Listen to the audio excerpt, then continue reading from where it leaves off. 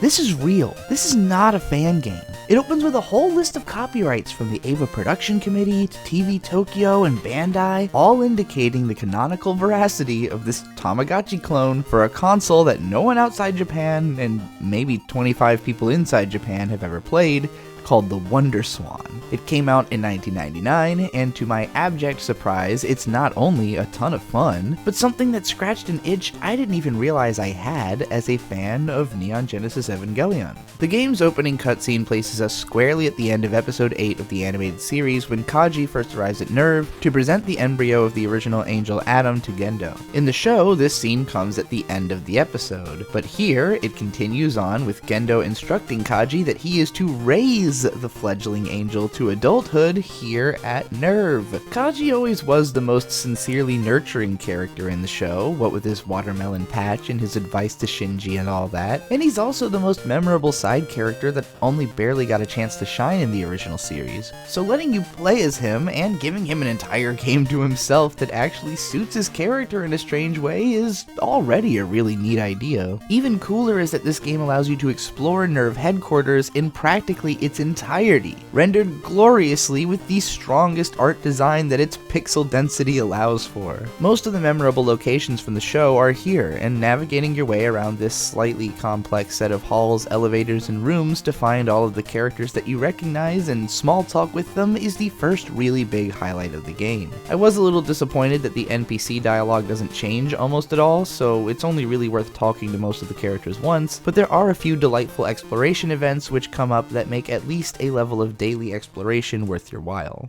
On to how this game actually works. Each morning, Kaji wakes up at 9 AM for a 12-hour shift. I already relate perfectly. While you do have the option to walk around NERV during the day, talking to people and opening up chests to collect items that you'll give to your little baby angel, the main part of your workday ideally consists of monitoring the guy to make sure that all his levels are okay. This mostly means maintaining the pressure and energy inside of his LCL bath, changing the filters very regularly, giving it items that can affect the way it evolves, and using the Maggie computers to manipulate the flow of time so that you can make it faster while you're being actively attentive and slow when you want to go wander around a bit. How exactly the actual raising of the angel works is where the game starts to become extremely mysterious and reveal its dark and complicated nature as a way too accurate simulation of actual child rearing. That is to say, you get no real explanation of what stats are ideal, what long-term effects the items might have, or what the hell energy delivering even does. My first time playing, I was raising an angel named Tony, after very famous movie reviewer Tony from Hack the Movies, when all of a sudden I was told out of nowhere that Tony was in critical condition,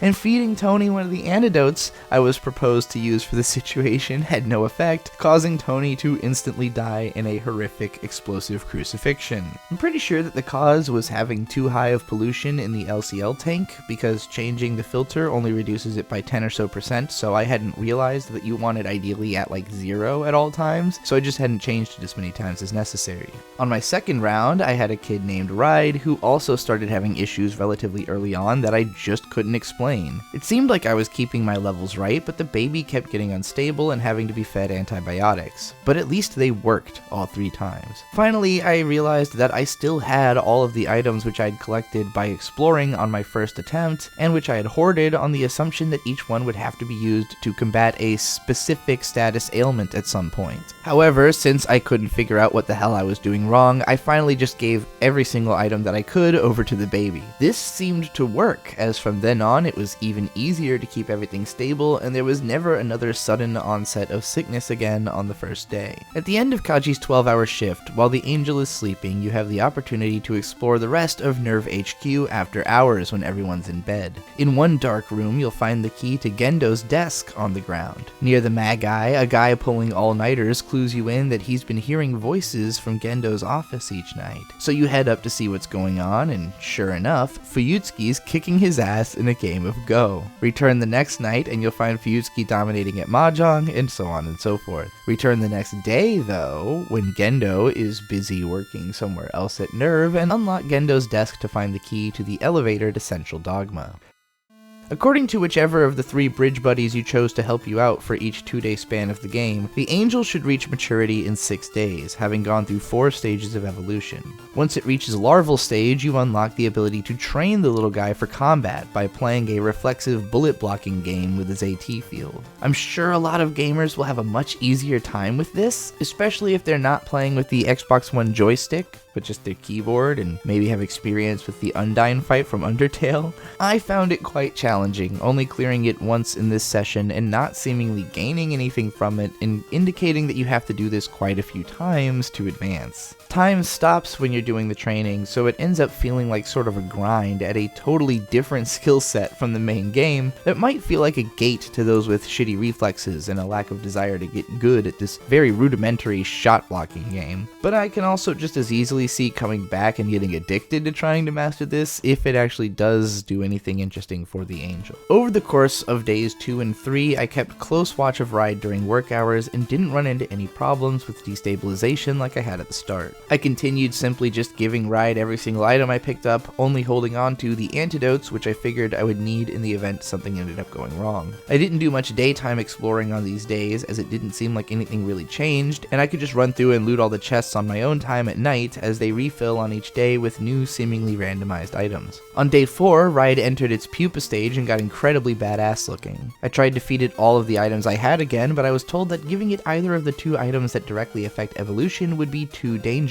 at this stage. Taking care of it continued to seemingly go fine for a while, but then at one point, all of a sudden it started having a reaction just like it had done as a baby, and the antidote didn't work this time, causing an even more tragic and heart-wrenching crucifixion than ever before. Nearly 2 hours I'd spent taking care of this guy on stream, and it was all down the drain. I think it's possible that the tank had rapidly become toxic while I wasn't monitoring it for a minute or so, although this would have meant it spiked from nothing to dangerous in way less time than I was expecting. And I also think it's possible that I had given it a bad combination of evolutionary items at an earlier stage in development which made it unstable. Or even that I just didn't have the right items to cure it. Or maybe that I was supposed to have used the antidotes preemptively. On the one hand, it was incredibly frustrating to lose my angel to such unclear circumstances and seemingly all at once. It really matched that existential Lovecraftian horror of having the rug pulled out from under you when you're doing great and being psychologically tormented like what the characters faced in the show, in a not good way. But on the other hand, the fact that there were so many possibilities for what I could have done wrong does kind of make it seem like the point of this game is cyclically experimenting and figuring out what works on your way to a perfect run. The fact that the progress of the lightly hinted upon story is gated behind the survival of this angel is at once aggravating when you lose your advancement with it, but also a great motivator for you to pick up and give the whole thing another go with a different approach. If you're a hardcore Evangelion fan looking for a new and fun experience with the intellectual property that's actually been around forever and feels startlingly close to the source, even more so truly to its spirit than most of the other side stories and remakes, as it actually seems to take place within the story and try to remain canonical to its events. When you learn that Alba, the air guitarman, is actually in a band from an NPC, or that the Casper Magi had a reaction to the first children's attempt to interact with it, it feels like you're really learning more about the cast of Evangelion.